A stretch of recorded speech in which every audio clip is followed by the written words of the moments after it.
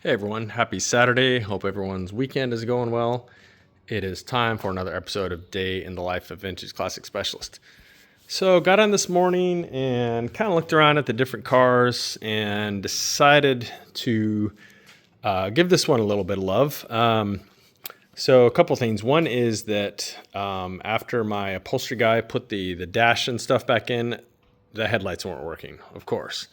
So crawled around under the dash, and luckily pretty quickly I found a wire that had come unplugged from the fuse box. He probably bumped it or something. That kind of thing happens. Plugged that back in, suspecting that, taking an educated guess at where it went by looking at the fuse box, plugged it back in, and boom, headlights. Okay, so that was pretty easy. The other thing is that this car has been really, really hard to start. Like, you would just have to sit and turn the key and let it spin for, God, I mean, it seemed like forever, maybe 10, 20 seconds, maybe longer. I don't know. And then the idle was really rough, which, again, I think is partially due to the ICT style carburetors with no balance tube, et cetera, et cetera. But, even beyond that, it just seemed rough.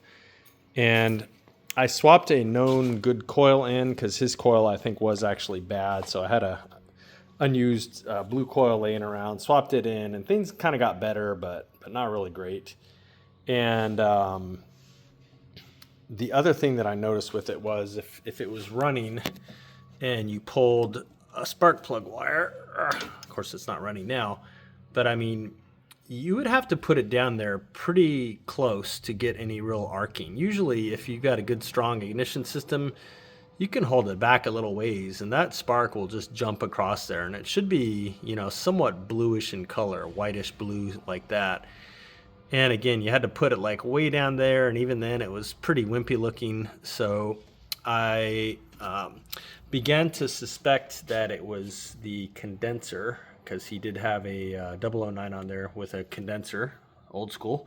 And then the other thing I noticed is the coil that was in there had a crap ton of advance. Like, you could tell when you would grab, like with the distributor cap, if you would grab the rotor, it felt like it would turn too much. Like, normally a 009 has maybe, say, 18, 20 degrees of advance in it. But keep in mind that the distributor spins half the speed of the motor.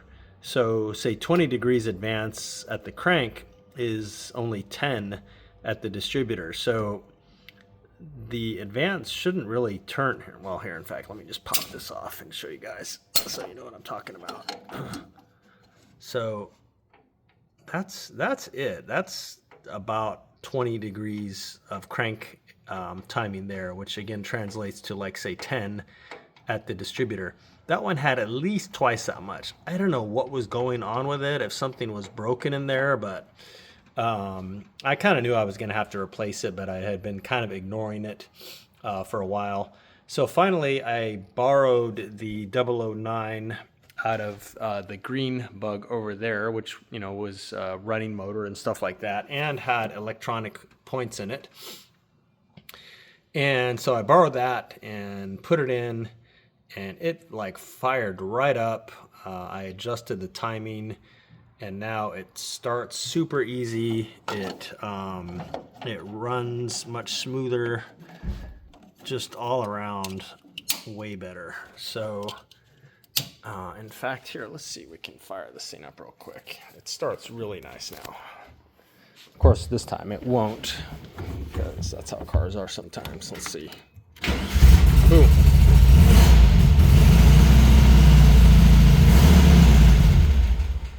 So yeah, much easier overall. Pretty much fires right up, and I think when I drive it, it's gonna feel much better too. So anyway, that is pretty much what I did on this one. So very happy to have sorted that issue out, and it's running much better. So now wheel spacers still waiting for those to come in. Steering wheels ordered, waiting for that to come in, and then I need to hunt down him a new windshield, because somehow in transport his got cracked And I think those are the major things left on this one. So the rest of the day, until about half an hour ago, I spent at home working in my machine shop. So I have a small machine shop at home with a mill and a lathe and some other kind of equipment like that, and caught up on some machine work that needed to be done finally for this butte. So a couple things. One is taking the brass rod that I got for the crossbar for the choke mechanism. So again, cable pulls here, that pushes that pushes that, and that's what kind of synchronizes the chokes left to right. So bought this big, I don't remember what it is, maybe 8mm piece of brass rod because we wanted it to be stiff, and machined the ends down to 5mm, and then threaded both ends for these clevis fittings. And then Rafa had already gone and made a mock-up of this with a thinner piece of wire, because as you can see here, can't be straight. It's got to jog around the pulley. So it's going to kind of come like this, jog over maybe 45 degrees, straight across 45 degrees, and then back to this side. And so now that this is all threaded and stuff, Rafa can go ahead and work his magic as far as bending this up to match the shape of that template, so it'll go around the belt and pulley and stuff like that. So took care of that. And then the other thing is we don't have, and it's pretty hard to find, a proper pulley for this. So we had one pulley that is close, that somebody actually cut the lip down to make it look more like a correct one, but then it's not really, if I can get this off even, it's not really made to work with the correct nut, which is this big nut style here. You'll see what I mean in a minute if you're familiar with these. So normally this big nut has like a collar on it. Well, you can see it there that extends out even a little bit past the surface here, and then that sort of goes into the assembly here. This one though, this is like a later pulley. So basically what I ended up doing was shaving this collar back so that it bottoms out on the shims and the pulley here, instead of on this this collar here from the rear pulley. So anyway, it's pretty much just a nut now, but it is doing the right thing, which is pushing against the shims and stuff instead of bottoming out against the shaft or something like that. So that kind of took me a while to stare at it and figure out how I wanted to approach it.